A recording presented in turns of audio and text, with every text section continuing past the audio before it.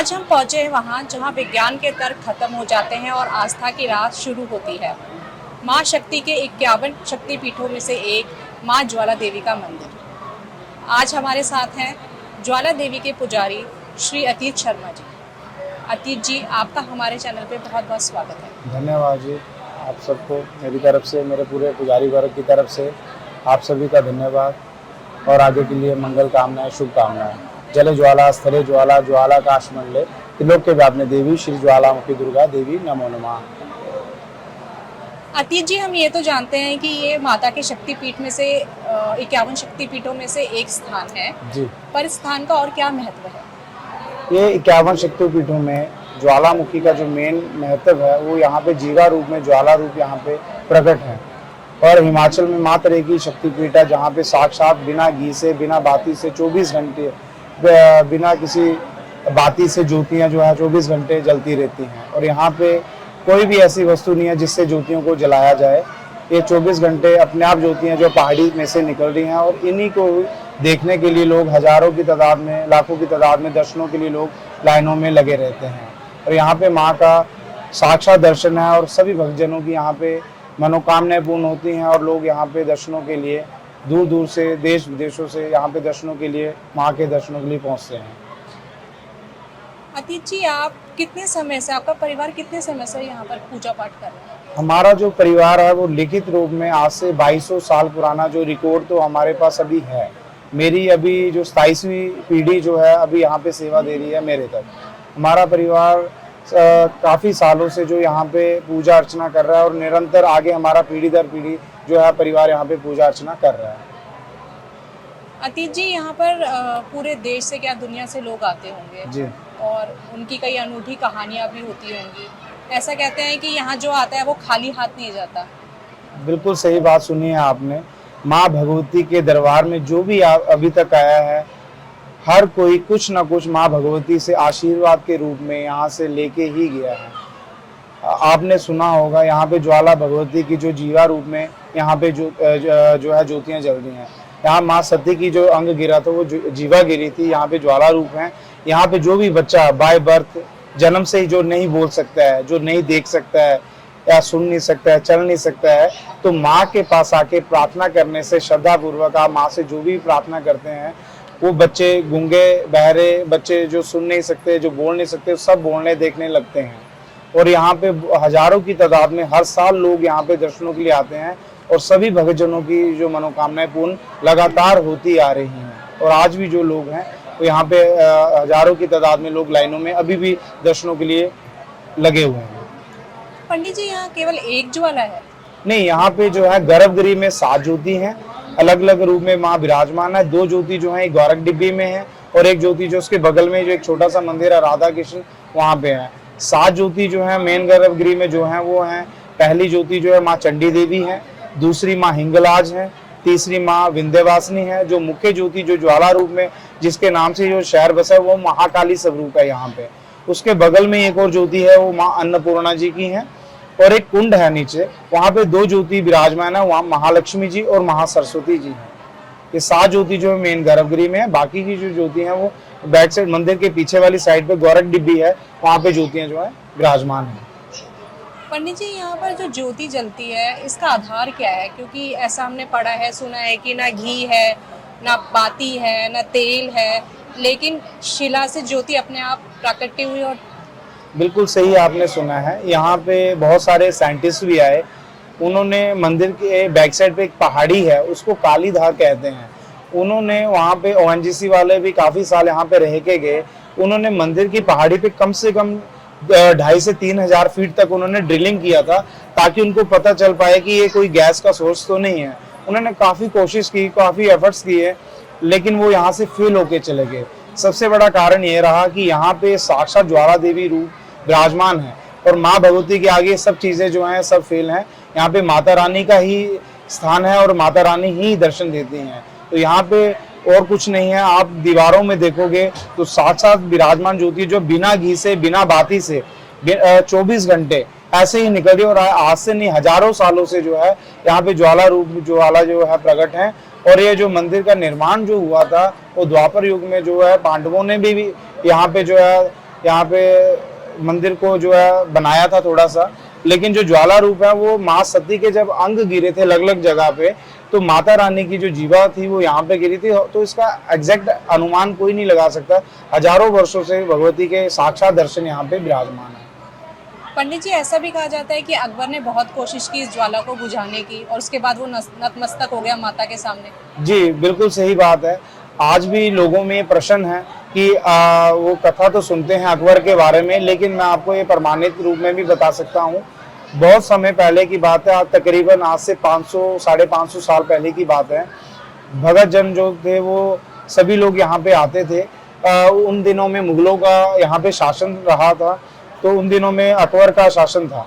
तो एक ध्यानु भगत नाम से तो एक भगत है माँ भगवती के, वो यूपी के एक गांव में रहते थे। वो हर साल जब भी उनको लगता था भगवती उनको बुलाती थी, तो वो यहाँ पे आशीर्वाद लेने वो भक्तजनों की टोली के साथ आते थे।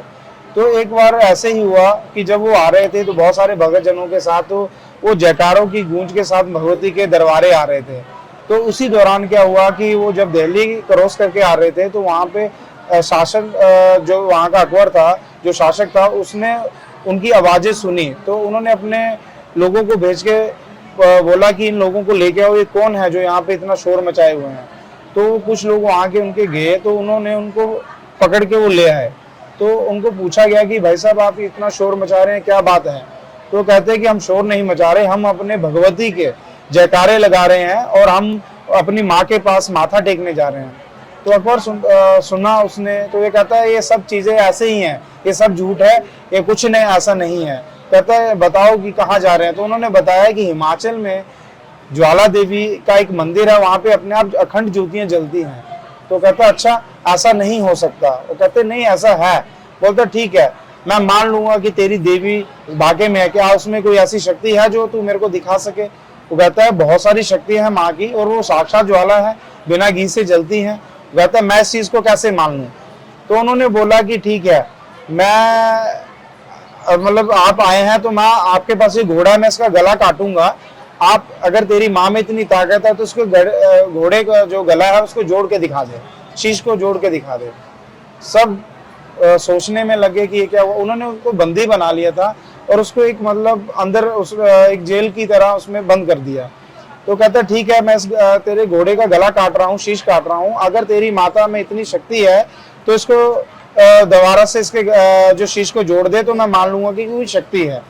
तो ये सब चीजें हुई, तो उन्होंने उसको छोड़ के चला गया अकबर। ठीक है कि ठीक है, मैं शाम को आके देखूंगा कि ये जुड़ा कि नहीं जुड़ा, तो मैं मानूंगा।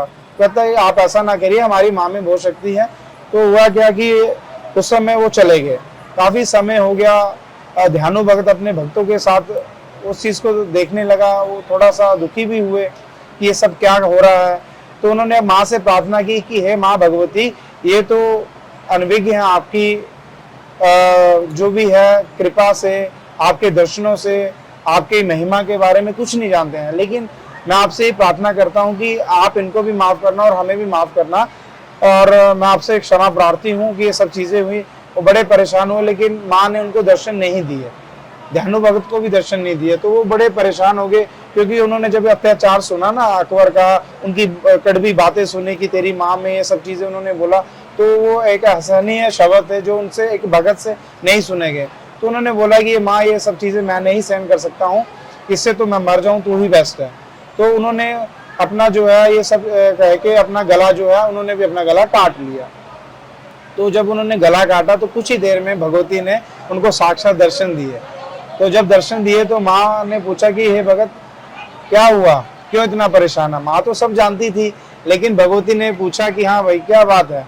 तो भगत ने बताया कि हे माँ कि ऐसे ऐसे हमारे साथ वाक्य हुए हैं और हम आपसे क्षमा भी मांगते हैं, और इसको कुछ भी पता नहीं है, तो ये आपकी परीक्षा लेना चाह रहा है। तो माँ भगवती ने अपने आशीर्वाद से सबसे पहले तो ध्यानु भगत का शीश जोड़ा, उसके साथ में ही उस जो घोड़ा था उसका भी शीश जोड़ा। तो ये सब चीजें हुई। उन्होंने माँ से प्रार्थना की कि हे भगवती, आपके दरबार में जो भी भगत आएंगे आप उनकी इतनी परीक्षा मत लेना कि उनको अपना शीश तक काटना पड़ जाए और आप उसके बाद उनको दर्शन दे। तो माँ ने बोला कि आप बोलो क्या मेरे से मांगना चाहते। तो माँ भगवती ने उनको ये वरदान दिया। उन्होंने पूछा कि आप क्या चाहते, तो उन्होंने बोला कि नारियल के भेंट के ही रूप में आप एक भगत की जो है मनोकामना पूर्ण करना। तो माँ भगवती ने उनको आशीर्वाद दिया कि जो भी भगत मेरे दरबार में आएगा तो एक मैं नारियल के रूप में ही उसकी भेंट को स्वीकार करूंगी। तो ये सब चीज जो है आज भी भगवती के दरबारे में लोग भेंट के रूप में नारियल जरूर चढ़ाते हैं। तो उसके बाद जब शाम हुई तो अकबर पहुंचा तो उसने देखा तो घोड़े का भी सिर जुड़ा हुआ था और भगत का भी गला जो जुड़ चुका था। तो थोड़ा सा हैरान हो गए कि ये कैसे हो सकता है। वो बहुत चिंता में पड़ गए कि ये ऐसा नहीं हो सकता है, कहीं उन्होंने कोई और घोड़ा तो नहीं यहाँ पे रख दिया। तो उन्होंने काफी ज्यादा कोशिशें की, पता किए तो ऐसा कुछ नहीं था। तो भगवती ने अपनी शक्ति से इसको जोड़ दिया था। तो वो थोड़ा सा परेशानी में आए, सोचने में लग गए कि ऐसा कैसे हो सकता है। तो उन्होंने बोला ठीक है, अगर तेरी माँ में इतनी शक्ति तो मैं भी उसको देखने जाऊंगा। तो कुछ समय के बाद उन्होंने बोला ठीक है मैं भी जा रहा हूँ। तो वो वहां से अकबर वो वहां से आए ज्वालामुखी में, वो भानु भगत को भी साथ में लाए। उन्होंने देखा कि साक्षात ज्वाला जल रही है, लेकिन तब भी उनको ना एक यकीन नहीं हो पाया कि ये सब चीजें जो असली ज्योति है। उन्होंने सोचा कि कोई गैस गूस वगैरह हो सकती है। तो उन्होंने देखा तो मंदिर के समय, उस समय में मंदिर के पीछे से एक नहर आती थी। तो उस समय पाइपलाइन, इलेक्ट्रिसिटी सब चीजें नहीं थी। तो उन्होंने क्या किया कि मंदिर अपने कुछ लोगों को लगा के मंदिर के बैक साइड से उन्होंने वो एक नहर खुदवाई, वहीं से वो सारा पानी लेके गए। तो मंदिर की एक और जगह है, वहां पे उन्होंने जगह को खुदवाया और वहां पे पानी स्टोरेज किया, ताकि उस पानी को अंदर लेके जाके मैं ज्योति को बुझा पाऊं। ज्योति को बुझाने के लिए पहले उन्होंने लोहे के तवे रखे बड़े मोटे मोटे, ताकि उसके ऊपर रखेंगे तो लोगों को लगेगा कि ये कोई शक्ति नहीं है, मात्र गैस और वो बुझ जाएगी। जैसे उसने रखा तो माँ की इतनी कृपा थी कि माँ ने उसके तोहे को भी फाड़ के ना भस्म कर दिया और ज्वाला रूप बाहर आ गई। फिर उसको थोड़ा लगा कि नहीं कुछ तो बात है, ठीक है। और कहता है इतनी ही शक्ति है तो मैं पानी डालूंगा, पानी में जल जाएगी तो मैं मान लूंगा कि कोई शक्ति है। अब सभी परेशानी में आ गए कि ये सब चीज माँ के साथ इतना करना गलत है। तो अब उनका शासन था, वो उस समय के राजा थे, कौन रोक सकता था। तो ये सब चीजें उस समय हुई। उसके उपरांत उन्होंने क्या किया कि मंदिर के वहां पे जहाँ पे पानी स्टोरेज किया था उस जगह पे मेन कुंड जो मैंने आपको बताया, जहाँ पे महालक्ष्मी और महासरस्वती की ज्योति विराजमान है, आज भी ज्वाला देवी की ज्योति जल रही है, उस जगह पे उन्होंने पानी भर दिया ताकि ज्योतियां बुझ जाएं और लोगों को ये चल जाए पता कि ये कोई ज्योति नहीं है। जैसे ही उन्होंने ज्योति के ऊपर पानी डाला, सारा भर दिया, माई की कृपा इतनी थी कि भगवती की बहुत सारी ज्योतियां जल के ऊपर आ गई। और आज भी ज्वाला देवी मैया जो है जल में, दूध में साक्षात दर्शन देती हैं। जैसे हमारे पास एक लोटा होता है, ठीक है, मैं आपको बताना चाहता हूँ कि ये लोटा है, भगवती को हम जैसे इसमें जल भरेंगे या दूध भरेंगे, भाप से माता रानी को यही पिलाएंगे माँ के मुख में, मैया जी को जैसे ही पिलाएंगे इसमें ज्योति आ जाएगी और पानी ठंडा का ठंडा और दूध का ठंडा रहता है। तो उसने देखा था कि वाकई में ही शक्ति है कि जल में भी ज्योति जल गई। तो अकबर उस समय थोड़ा सा देख के हैरान हुआ। तो उसने बोला कि हे देवी, मैं जब भी अगली बार अब दिल्ली से आऊंगा तो नंगे पांव ही आऊंगा आप भक्तों की तरह, और एक सोने का छतर लेके आऊंगा। तो कुछ समय के बाद उन्होंने वो नंगे पांव भी आए, सोने का एक इतना बड़ा छतर लेके आए, वो आज भी मंदिर में पड़ा हुआ है। जैसे ही उन्होंने गर्भगृह में वो लेके गए, मैया जी की जो मेन ज्योति है महाकाली स्वरूप का उन्होंने उनके बगल में रखा और कहता है हे देवी, आपके दरबार में तो बहुत राजे आए, लेकिन मैं एक मुगल होके आपको इतना बड़ा सोने का छतर दे रहा हूँ। आज किसी भी हिंदू राजा ने इतना बड़ा छतर नहीं चढ़ाया होगा। तो भगवती ने उसको, हाँ आप बिल्कुल सही कह रहे हैं, अहंकार आ गया और मैया जी ने उसको स्वीकार ही नहीं किया। उसी समय उसके हाथ से वो गिर गया और देखते ही देखते वो कौन सी धातु में कन्वर्ट हुआ वो आज दिन तक वेरीफाई नहीं हो पाया। इस चीज को मैं नहीं कह रहा, ये बहुत सारे देश विदेशों से वैज्ञानिक आए, उन्होंने इस चीज का उसमें से छतर में से कट पीस लेके गए रिसर्च के लिए लेबोरेटरी में, जानने के लिए कि ये एग्जैक्ट मेटल कौन सा है। तो आप ये देखो कि आज दिन तक ये कोई भी वैज्ञानिक इस चीज का पता नहीं लगा पाया है ये एग्जैक्ट धातु कौन सा। ना इसको आप पीतल बोल सकते हैं, ना इसको सोना बोल सकते हैं, ना इसको लोहा बोल सकते हैं, मतलब कौन सी धातु है कोई किसी को नहीं पता चल पाया। ये सब कैसे है, मतलब हो गया। तो कहने का भाव यह है कि आप जो भी भगत हैं, चाहे वो कितना भी बड़ा अधिकारी है, चाहे वो कितना भी बड़ा नेता है, चाहे वो कोई भी है, माँ के पास सभी एक भगत हैं, श्रद्धालु हैं। सच्चे मन से आओ, आप मैया को एक फूल के चढ़ाने के से ही माँ को प्रसन्न कर सकते हैं। आप यहाँ पे आपने भी देखा होगा कि हजारों की तादाद में लोग लाइनों में घंटों इंतजार कर रहे हैं अपनी बारी के लिए, और मात्र एक झलक देखने के लिए भगवती के पास वो लाइनों में लगे हुए हैं, और माँ का आशीर्वाद के रूप में वो कुछ ना कुछ जरूर यहाँ से लेके जा रहे हैं। ये भी तो कहते हैं पंडित जी कि जिसको माता बुलाती नहीं वो आ भी नहीं पाता। हाँ, ये बात सच है कि देखो ये तो भगवती की ही कृपा है, जिसको बुलाना है उसको अंदर तक बुलाना है, जिसको नहीं बुलाना है उसको नहीं बुलाना है।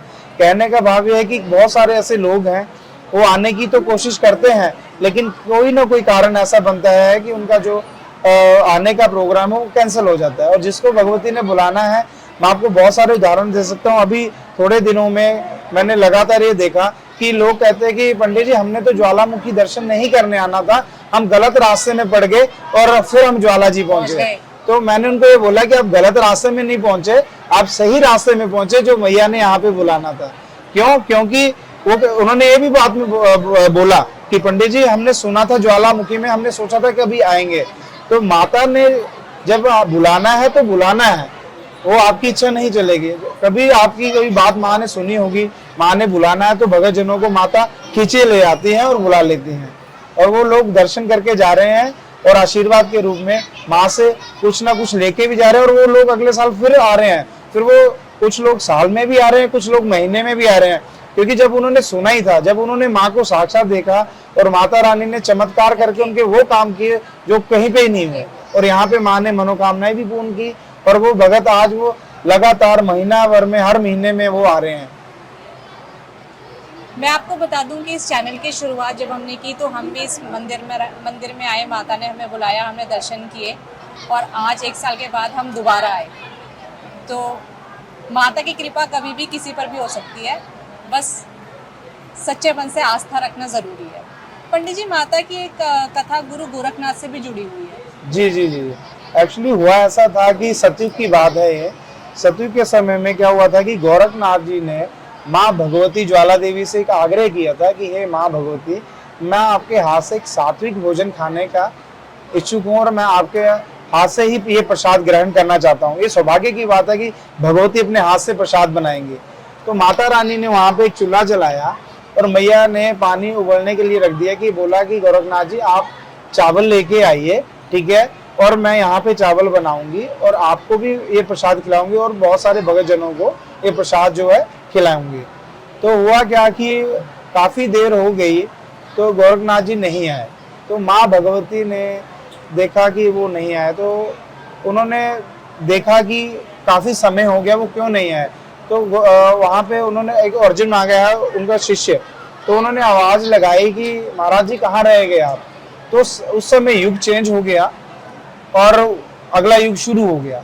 तो आज भी उस जगह पे पानी उबलता है, आप देखेंगे बॉइल्ड हो रहा है, लेकिन नीचे कुछ नहीं है और पानी ठंडा का ठंडा है। तो भाव ये है कि जब मतलब सतयुग आएगा तो वो चावल आएंगे, उसी जगह पे वो चावल भी पकेंगे और भगत जनों को वो प्रसाद के रूप में चावल भी मिलेंगे, प्रसाद मिलेगा वो। पंडित जी, लोग दर्शन करने तो आते हैं, यहाँ माता के दर्शन उन्हें प्राप्त होते हैं, पर जब वो घर पर जाएं तो कैसे माता की पूजा करें, कैसे उन्हें प्रसन्न करें, क्या भोग लगाएं? तो माँ भगवती तो हमारी जो है साक्षात ज्वाला है, लेकिन वो उतनी ठंडी है। बड़ी माता रानी बड़े आराम से, बड़े शांति से अपने भक्तों की बड़ी जल्द मनोकामना पूर्ण कर देती हैं। ये बड़ा सौभाग्य है हर एक भगत के लिए। और मैया को मनाने के लिए बहुत ज्यादा कुछ करने की जरूरत नहीं है। आदि भगवती स्थान है ये, यहीं से आप घर से बैठे बैठे माता रानी का चंद मिनटों के लिए आप ध्यान करोगे, माता रानी दुर्गा सप्तशती पढ़िए, ठीक है। कुछ लोग दुर्गा सप्तशती का पाठ नहीं कर पाते हैं, तो वो भगवती की आराधना कर सकते हैं, कुछ भी वो छोटा मोटा पूजन कर सकते हैं, दुर्गा कवच पढ़ सकते हैं। दुर्गा कवच पढ़ने से ही बहुत सारे लोगों के कष्ट खत्म हो जाते हैं। मतलब माता मैया जी का आप 10 मिनट के लिए भी गुणगान करेंगे तो माता रानी का आशीर्वाद जो है घर पे बैठे बैठे ही मिलता है। और ये लोग खुद बोलते हैं, यहाँ पे वो माथा टेकने आते हैं कि माता रानी ने हमारी घर पे बैठे बैठे ही मनोकामनाएं पूर्ण कर दी हैं। पंडित जी, अब जैसे गुप्त नवरात्रि भी आ रहे हैं, तो कुछ ऐसे उपाय बता दीजिए दर्शकों को कि जो वो अगर उनके जीवन में किस तरह के संकट हैं। मैं बताना चाह रहा हूँ आपको कि दुर्गा अभी जो है माँ भगवती के गुप्त नवरात्रि आती है। गुप्त नवरात्रि में माँ भगवती की जो है जयंती आएगी, तो उसी के उपलक्ष्य में हमारा जो ब्राह्मण परिवार है उस लाखों की तादाद में यहाँ पे जप पूजन और पूजा करते हैं सारा ही, ठीक है। उसमें तकरीबन 100 ब्राह्मण हम लोग यहाँ पे पूजा अर्चना के लिए एक अनुष्ठान, विशाल अनुष्ठान करते हैं। और जो है भगवती का ये अनुष्ठान जो है तकरीबन 9 दिन चलता है।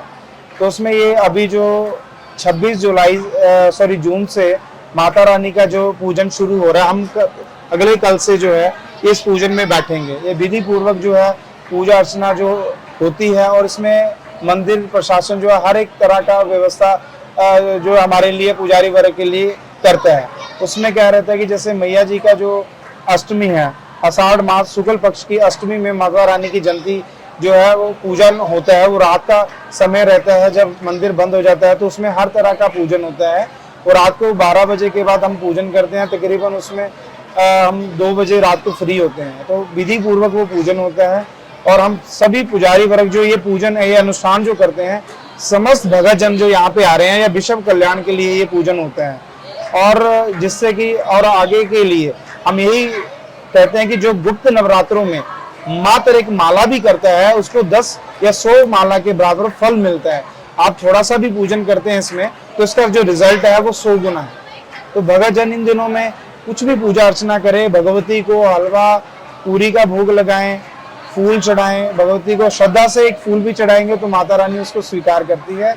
उसमें कुछ स्पेशल करने की जरूरत नहीं है कि आप ज्यादा कुछ करो। माँ भाव की भूखी है, भाव से कोई भी भगत करेगा, माता रानी एकदम से पूजन करे, अपना पूजन, उनके पूजन का आशीर्वाद भी देंगी, मनोकामना भी पूर्ण करेंगी। और हिमाचल में शक्तिपीठ होने का साथ यहाँ पे सबसे बड़ा पूजन, जैसे हम पूजन करते हैं, यहाँ पे हवन का भी है। यहाँ पे आपने जो बात बोली कि लोगों को क्या करना चाहिए, जैसे कोई बाधा है, पीड़ा है, परेशानी है, तो यहाँ पे आप हवन करते हैं माँ भगवती के। यहाँ पे तो दुर्गा सप्तशती का हवन होता है, प्रॉपर संपूर्ण हवन होता है। तकरीबन उसमें 1.5 से 2 घंटे लगते हैं। उस हवन करने से बहुत सारे परिवार के कष्ट, रोग जो है वो उनसे मुक्त हो जाते हैं, मनोकामनाएं लोगों की पूर्ण होती हैं। आदि शक्ति का यहाँ पे साक्षात विराज माँ का मुख है, जो भी यहाँ पे आहुति डालता है तो डायरेक्ट माँ के मुख में जाता है। तो माँ भगवती बहुत जल्द यहाँ पे प्रसन्न हो जाती हैं। तो यहाँ से जो भी आता है वो कुछ ना कुछ आशीर्वाद के रूप में माँ से लेके ही जाता है। पंडित जी, जैसे लोग यहाँ आते हैं वो मन्नत रखते हैं, तो मन्नत रखने की कोई खास विधि है या बस? लोगों का मन्नत मांगने का अपना अपना तरीका है। जैसे कुछ लोग क्या करते हैं, आना चाहते हैं लेकिन आ नहीं पाते हैं, तो हमने उनको यही, हमारे बुजुर्गों ने भी यही उनको एक सलाह दी थी कि जैसे कई बार क्या होता है कि हम लोगों की मनोकामनाएं हैं और हमने माँ से कुछ मन्नत मांगनी है। माँ से श्रद्धालुओं का ये अधिकार है कि माँ से कुछ मांगे। तो कुछ लोग क्या करते हैं, जैसे उनको बताया गया है कि आप नहीं आ पाते हैं तो लाल कपड़े में आप कुछ भी आपकी मन्नत है, जरूरी नहीं है कि आप कुछ बड़ा कुछ उसमें डालो, चाहे आप 11 रुपये माँ के नाम से अपनी मन्नत के उससे उसमें डाल दीजिए, ठीक है। उसको बांध के अपने पूजा वाले स्थान में रख लीजिए। और जब भी भगवती का आपको आने का संदेश मिलता है, अनुभूति होती है, क्योंकि माता रानी आने की व्यवस्था सब अपने आप कर देती हैं जब उन्होंने बुलाना है। तो वो अपनी मन्नत लेके आए माता रानी के पास, और कुछ भी जो उनकी श्रद्धा है भेंट के रूप में नारियल ले आए, माता रानी के चरणों में अर्पित करें। वो चढ़ा के माँ को प्रसन्न कर सकते हैं। उनकी मनोकामना पूर्ण होने के बाद माता रानी का शुक्रिया अदा कर सकते हैं। आपने सुना होगा बहुत सारे लोगों की ये कुलदेवी भी है, और कुलदेवी होने का मतलब है कि बहुत बड़ा सौभाग्य है। कुछ लोग जो हैं, जैसे एक समय आता है कि जब भी वो अपने घर में कोई भी कार्य करते हैं, जैसे उनके घर में शादी हो रही है या कोई भी वो नया कोई कार्य बिजनेस शुरू करते हैं, तो माता रानी के लिए वो कुछ ना कुछ जो है अर्चना करके वो रखते हैं। फिर वो उसके बाद माँ के पास आते हैं, माँ से आशीर्वाद लेते हैं। लेकिन कई बार ऐसा होता है कि किन्हीं कारणवशों के कारण जो है ऐसा हो जाता है कि वो लोग नहीं आ पाते हैं। तो वो लोग क्या करते हैं कि उनके लिए एक सरल उपाय है कि वो आप माँ के नाम से, ठीक है, कुछ भी आप रखो और वो मतलब कपड़े में बांध के जब वो आते हैं माता रानी के चरणों में अर्पित कर दीजिए, ठीक है। और यहाँ पे आके जैसे आप प्रसाद लाए माँ को चढ़ाइए, उसमें से प्रसाद में से जो भी वैसा कंजक जो भी है यहाँ पे उनको आप प्रसाद के रूप में दीजिए, क्योंकि देवी रूप में आप माँ को पूज रहे हैं। जो छोटी छोटी कंजकें आप कंजकों को भी पूजिए तो भगवती का जो है आशीर्वाद और आपको साक्षात मिलेगा। पंडित जी, माता की पूजा करते हुए किन बातों का ध्यान रखना चाहिए? देखो भगवती के हमारे, वैसे मैं आपको बताऊं, हमारी यहाँ पे 5 आरती होती हैं। 5 आरतियां जो है भगवती की, हमारी जो आरती रहती हैं वो उसमें हमारा जो पुजारी वर्ग जो अनुष्ठान में पूजा करते हैं वो एक नियम में रहते हैं, वो अनुष्ठान में रहते हैं, उसमें वो अपने बाल कटिंग नहीं करवाएंगे, नेल कटिंग नहीं करवाएंगे और एक विधि पूर्वक वो पूजा अर्चना करते हैं। पांचों आरतियों में क्या रहता है कि कोई भी भगत जन अंदर नहीं बैठ सकता है। वो आरती जो है हमारे बुजुर्गों के समय से जो है उसको एक तरह का मतलब उसको हाइड करके रखा है, जिससे कि माँ की जो पूजा अर्चना है वो विधि पूर्वक हो सके।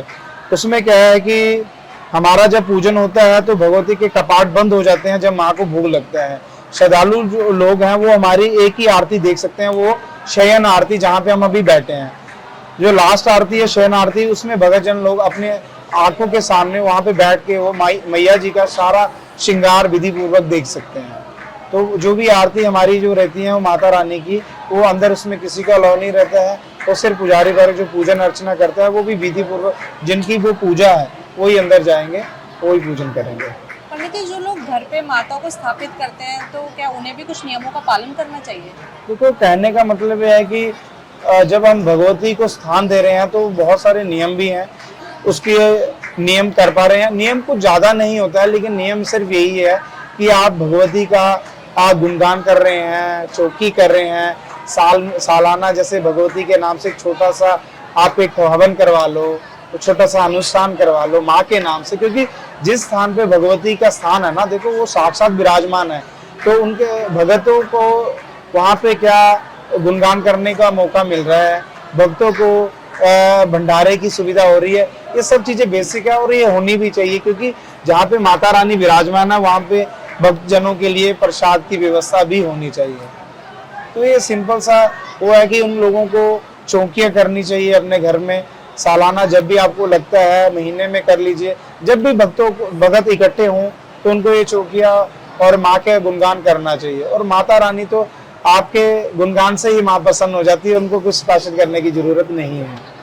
पंडित जी, जो भक्त यहाँ ज्वाला देवी माता के दर्शन करना आना चाहते हैं, क्योंकि अब तो बहुत भीड़ बढ़ने लगी है, बहुत भक्त आते हैं, तो उनको आप क्या कहना चाहते हैं? देखो, ऐसा है कि रश अब काफी रहने लगा है, वीकेंड में रश रहता है, सैटरडे संडे रश रहता है। और जब रश होता है, ऐसा है कि मंदिर की तरफ से पुख्ता इंतजाम किए जा रहे हैं, दिन प्रतिदिन जो है हर तरह की सुधार हो रहे हैं और आने वाले समय में और अच्छे सुधार हो जाएंगे।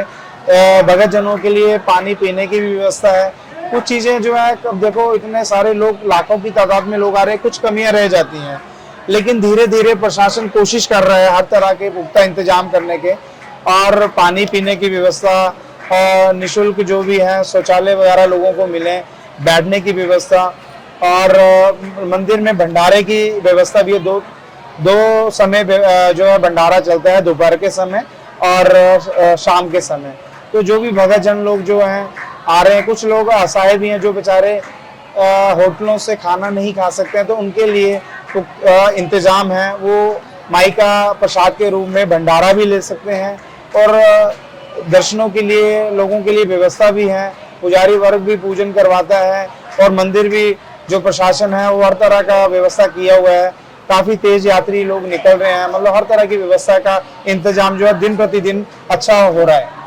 तो यहाँ पे जो लोग आना चाहते हैं वो आए और भगवती का आशीर्वाद लें, माई के साक्षात दर्शन करें, क्योंकि यहाँ पे कोई पिंडी नहीं है, कोई मूर्ति नहीं है, साक्षात ज्वाला रूप में भगवती विराजमान है, बिना घी से, बिना बाती से। और माता रानी दर्शन मात्र से ही मनोकामनाएं पूर्ण कर देती हैं। ये माँ का आशीर्वाद है और भगत जनों का सौभाग्य है कि पहुंचने से ही माँ का आशीर्वाद मिल जाता है। तो आप भी आइए, माता के दर्शन कीजिए और माता की शक्ति का अनुभव करिए। अगर आपको यहाँ आकर किसी भी तरह की कठिनाई होती है तो आप पुजारी अतीश शर्मा जी से संपर्क कर सकते हैं। इनका नंबर हम डिस्क्रिप्शन में दिया है। सनातन धर्म की जय हो, माई की जय हो। जय ज्वाला माई की। Heroes Unplugged.